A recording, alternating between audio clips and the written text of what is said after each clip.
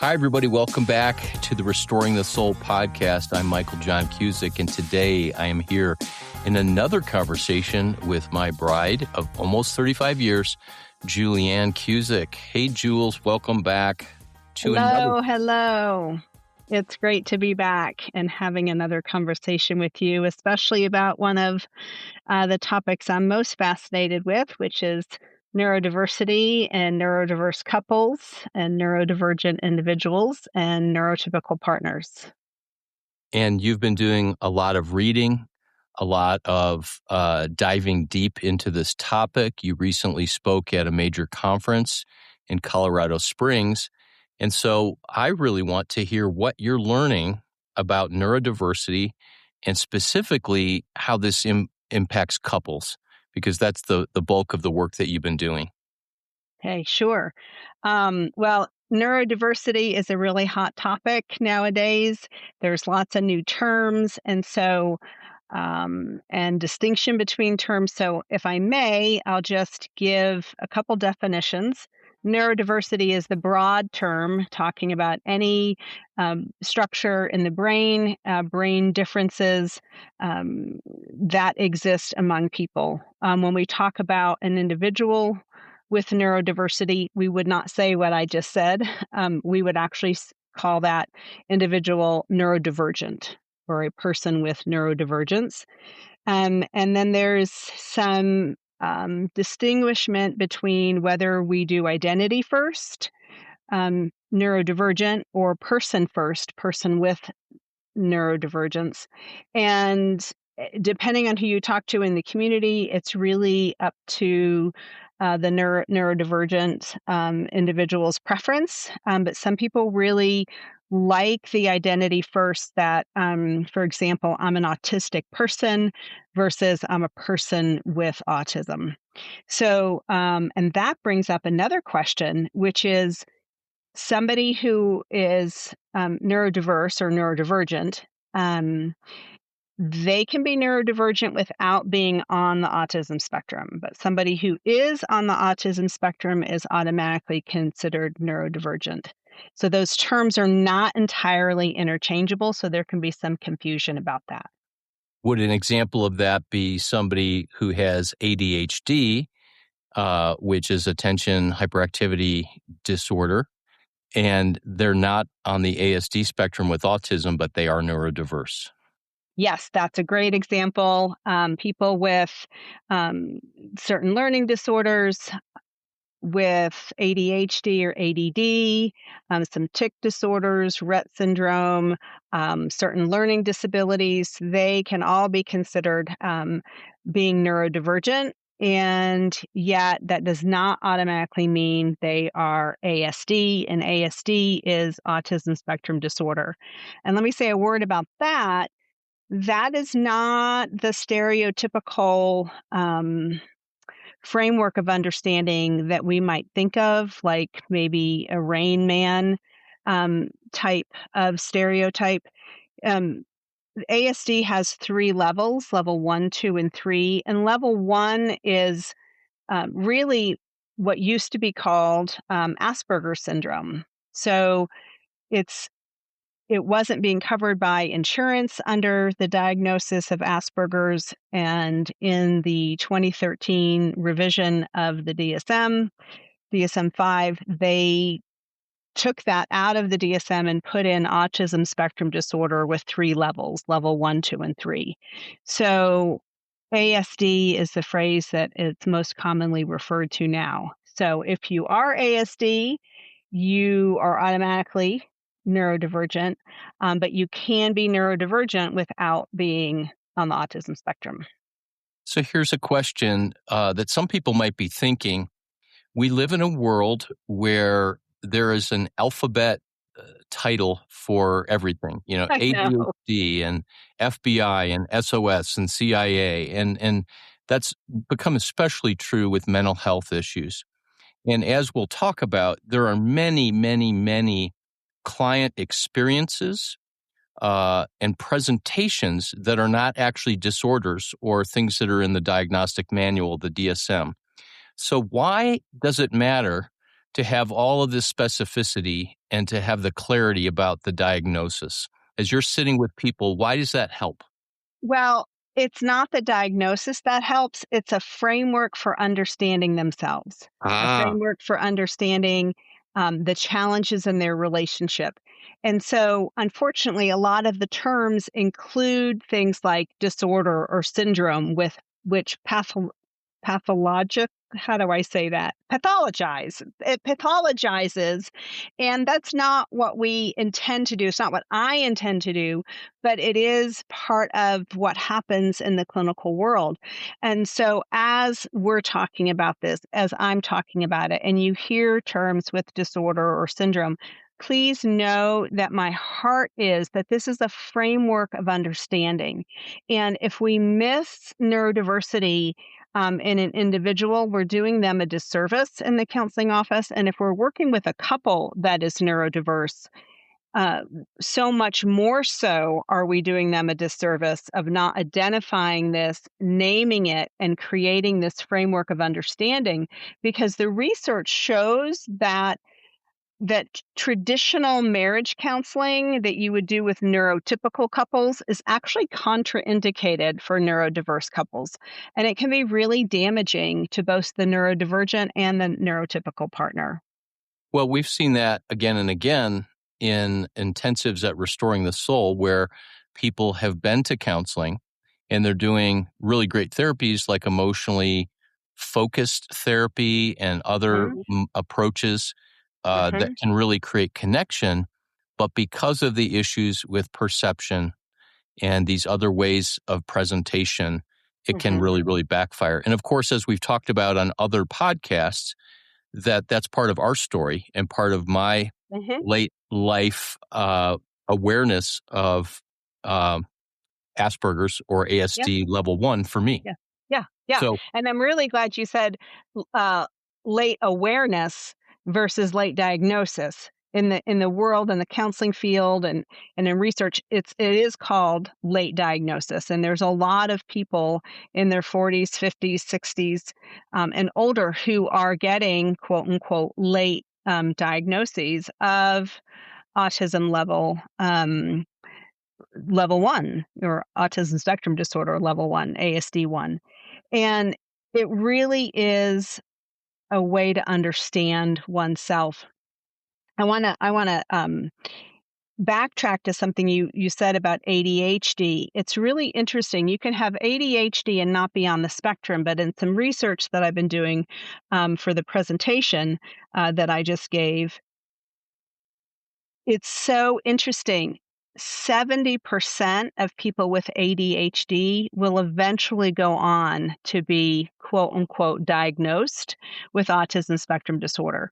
And and a lot of times people on the spectrum, they'll be diagnosed, with the garden variety, depression, anxiety, maybe a mood disorder. Very common, there's eating disorders and sleep disorders. And when I see that cluster of symptoms, instead of saying, oh, here's one more disorder, because that really makes the person feel like there's something wrong with them, it's like, well, how about instead of all of these other labels, we just look at this one framework of this umbrella of autism spectrum disorder, and let's look at some common traits and characteristics. And does this resonate with you?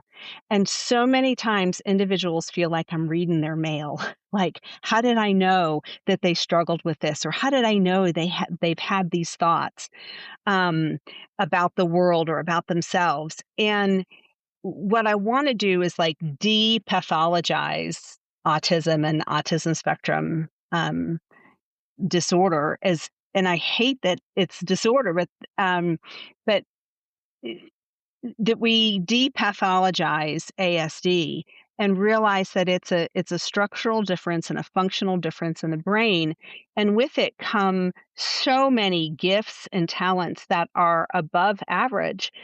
And the world, we wouldn't have the world that we live in without people that are neurodivergent, that have these brains that they function a little bit differently. They see things differently than the average person. They are incredibly creative and bright, usually associated with a very high IQ. Um, so there's so many strengths, and we don't really the language.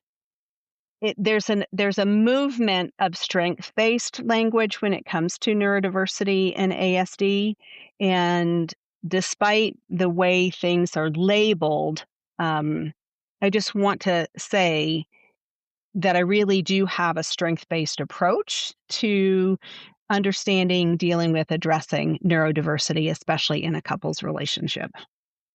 So what I've heard you say is that the rationale and the importance of assessment and diagnosis, and we could simply say clarity about what's happening, is it gives people a framework for understanding themselves and for understanding their marriage, and then perhaps implications or directions for what to do about it.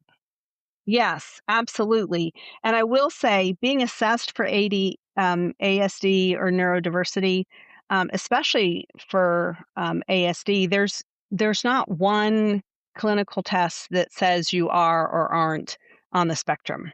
And so I've met with people that I very clearly feel are neurodivergent, and yet they've sat down with a clinician and done a series of interviews. And because they're high functioning, because they can mask, which is appear neurotypical, which from childhood, a neurodivergent uh, person is trying to fit in. And so masking starts at a very, very young age, and many people don't even know that they're doing it. But because if someone can maintain eye contact or they're well spoken, some clinicians will automatically rule them off of being on the spectrum.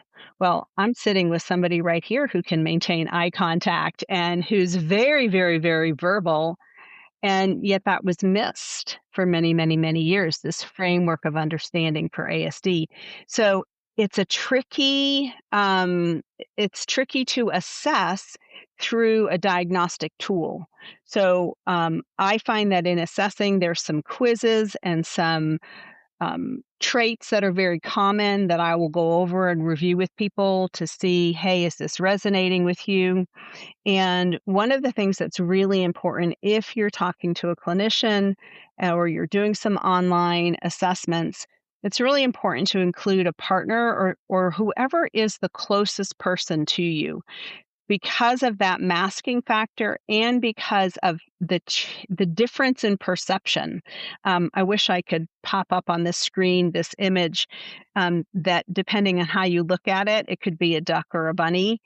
And maybe we can add that into the podcast notes, but it shows the difference of perception. It's not right and wrong. It's just different. And when we have that difference in perception, sometimes that neurodivergent individual is seeing themselves or their partner different than how they're being perceived from their partner.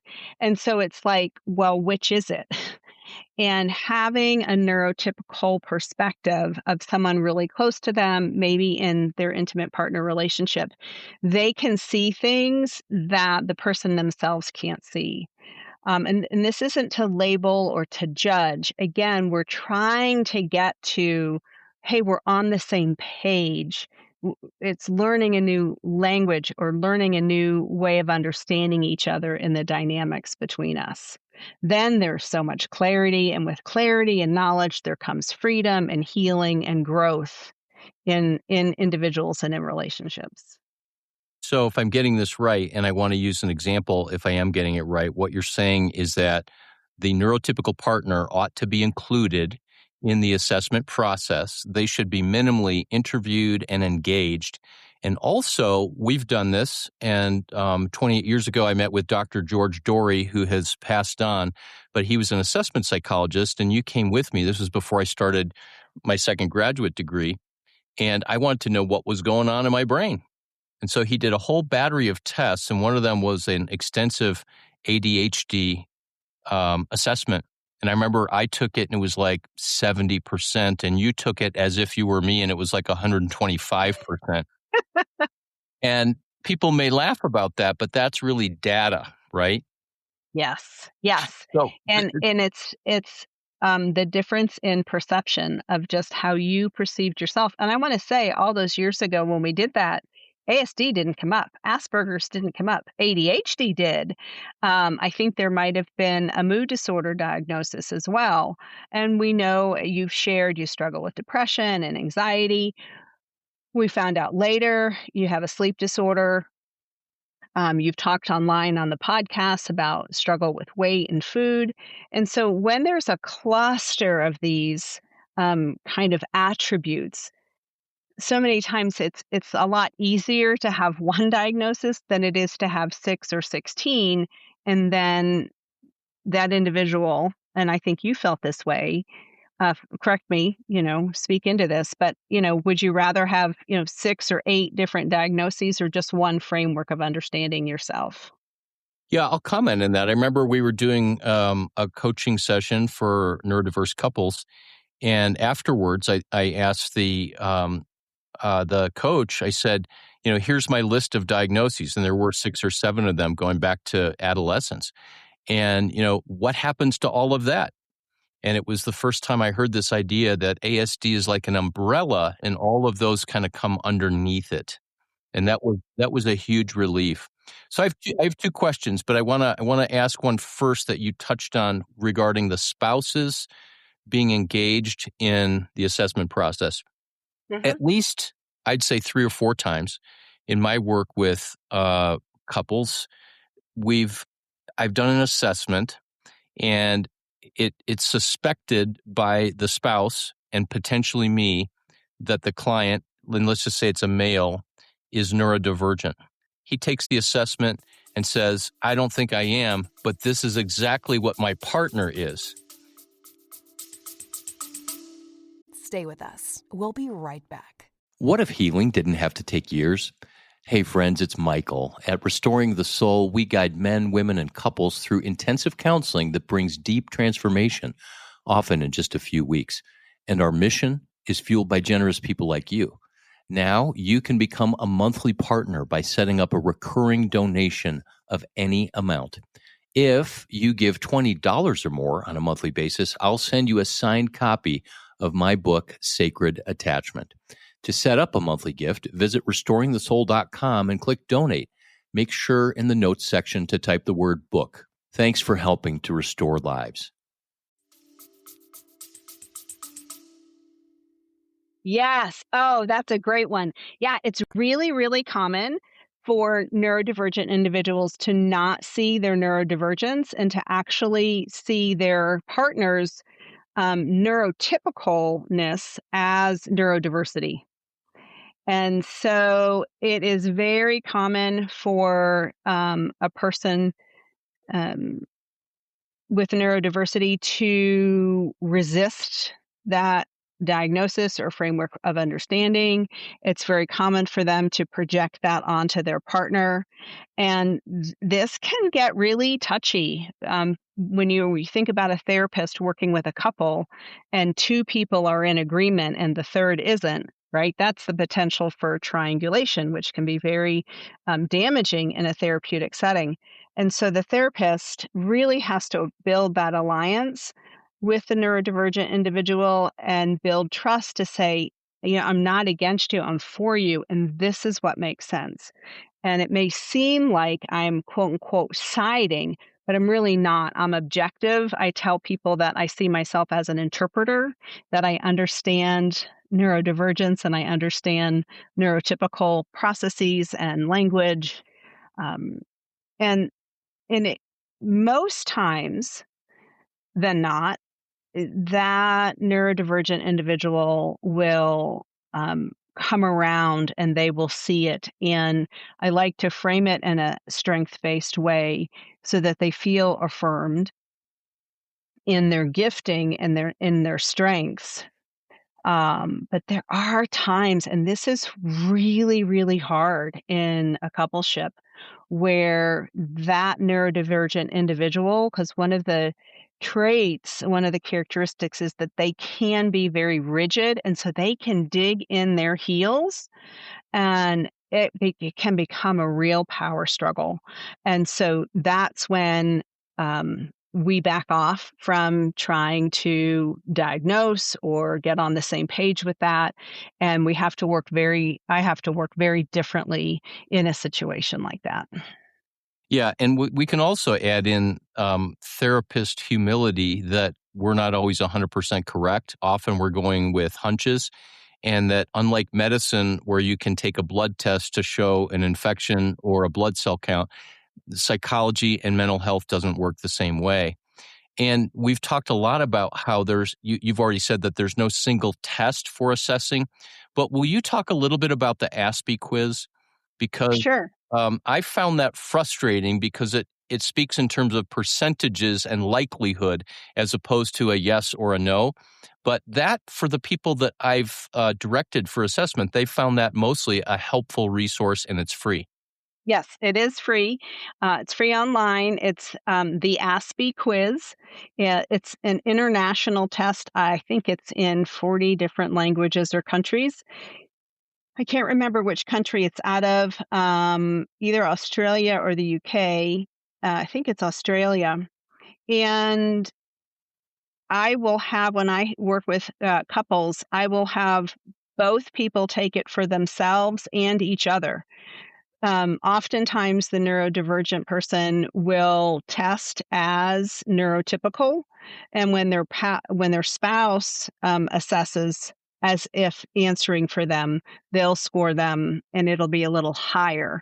Sometimes it'll still show neurotypical, when I believe there is neurodiversity there. And what I look at then is, what are the chronic patterns in the relationship, the unsolvable problems, and what's the percentage? Like, we know there are unsolvable problems in marriage, but when like 70% of the relationship, 80% of the relationship is unsolvable problems, then that makes me look a little more under the hood. And I also use my own personal assessment of how I interact with that individual, how they are one-on-one with me versus what kind of shifts or changes happen when the three of us meet together, when the partner's in the room.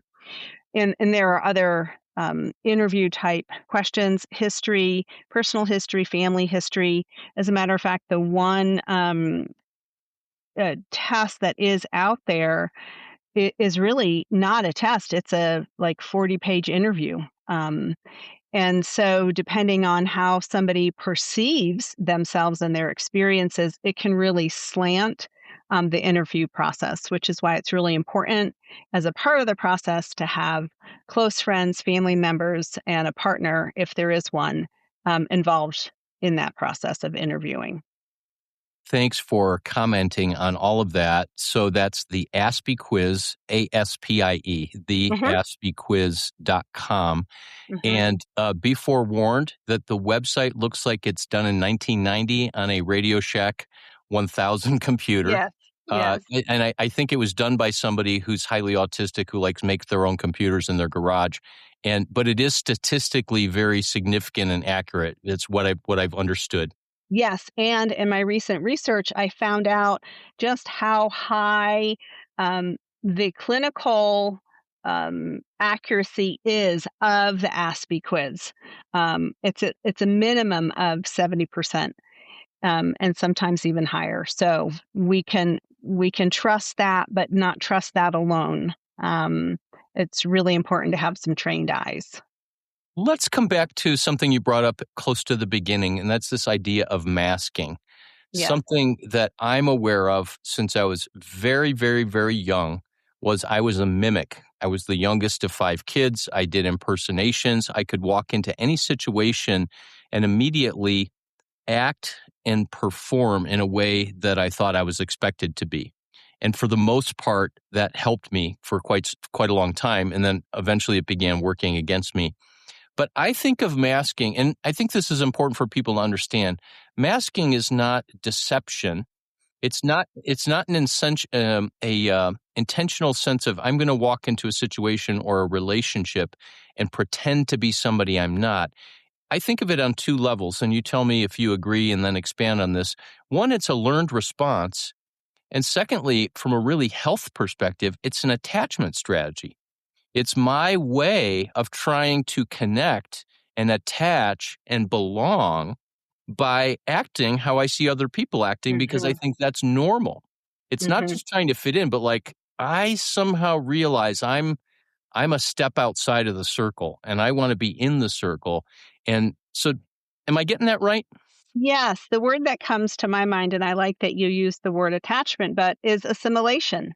When you think about my grandparents immigrated, and so they have to assimilate to the culture, which is taking on the norms, taking on the behaviors. And that's what you're saying as a young child that you did, only it wasn't necessarily a different culture. It was a different neurological framework, and you were, quote unquote, trying to assimilate into what was the norm. And so it's very unconscious, and I see it also as a survival mechanism. If that neurodivergent boy or girl is left out at school, teased, bullied, they're going to naturally try to fit in to avoid those negative experiences, which I could go on a rabbit trail about neurodiversity and post traumatic stress syndrome. Because a lot of neurodivergent individuals also have PTSD. And it's because of these negative experiences that they've had. It's because of things like masking and trying to fit in or not feeling understood that really can affect their psychological functioning, their emotionality, their interior well being, if you will. It definitely impacts their nervous system. I think another major reason why this is important to understand is that we saw this with our kids, and I'm sure there are many listeners who, even if they don't have neurodiverse children, kids are at school all day and then they come home and they melt down. Yeah. But if kids are masking, then that means there's a tremendous amount of emotional and psychological and nervous system energy, what we call the neurological budget, that's spent. And then they get home and it's homework time or chore time and they come apart.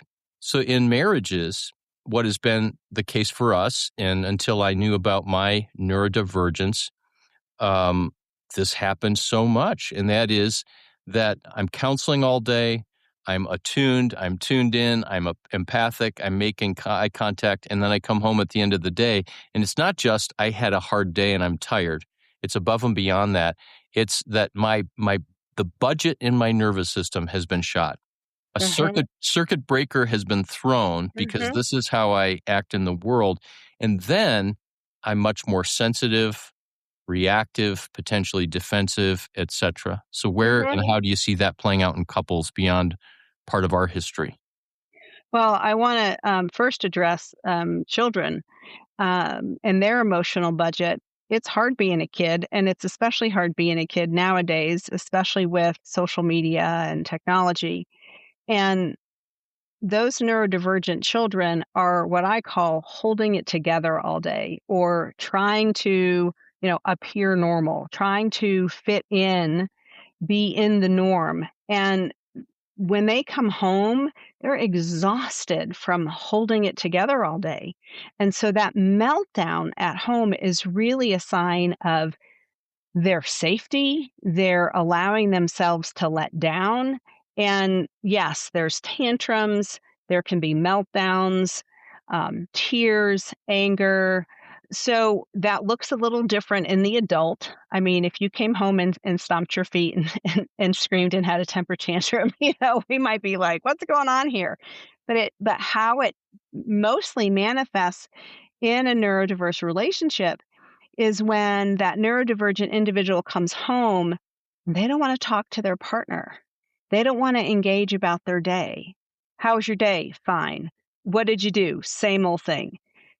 And it's like talking to a teenager where, they've got one word answers and it can feel personal to the neurotypical partner. It's not. 9 times out of 10, that neurodivergent needs to just take 15 or 20 minutes, maybe go to a place in their home where it's quiet. Maybe they put on noise canceling headphones Maybe they play a game on their phone, but they do something to regulate their nervous system. Imagine if you were out shopping and you're just spending $100 bills all day long and you only had $1,000 in your checking or in your pocket. When you came home, it was empty. So it's the same way with the neurodivergent bank account, if you will, right? That budget that you talked about, that emotional budget, is they need to have space to refill and refuel, and then there's a better chance at engaging. Now, we've also seen the opposite of that, where sometimes, so what we just described sounds like a nervous system that at the end of the day is very much in the parasympathetic mode of freeze and a dorsal vagal shutdown where, they're collapsing in on themselves. That's part of the neurological reality. But then there's people that deal with that being exhausted from the day and having their neurological budget exhausted, where they need to vent. And they might have a kind of logorrhea where they are just talking and talking and talking and talking. And even though there's not any attunement or responsiveness because they're not letting anybody have a word in edgewise, that's somehow calming and soothing to them.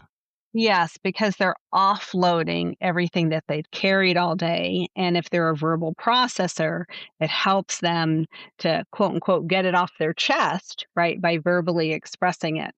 One of the dynamics I've seen, not mentioning any names, but there can be pressured speech, a louder volume, a monotone. Questions can be kind of rapid fire. There's an intensity that's felt, can be a stream of negative, like dumping.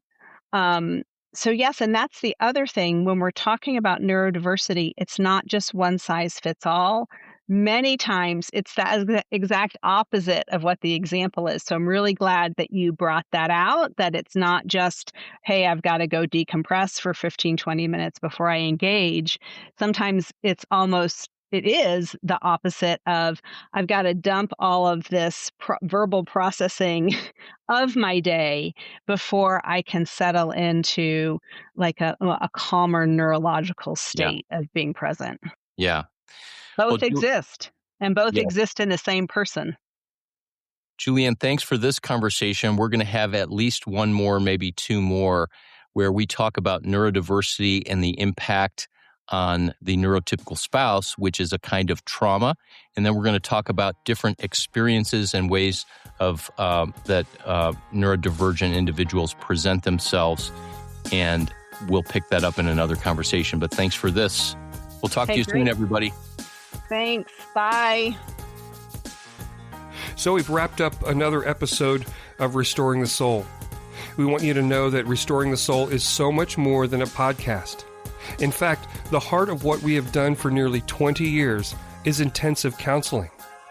When you can't wait months or years to get out of the rut you're in, our intensive counseling programs in Colorado allow you to experience deep change in half-day blocks over 2 weeks. To learn more, visit restoringthesoul.com.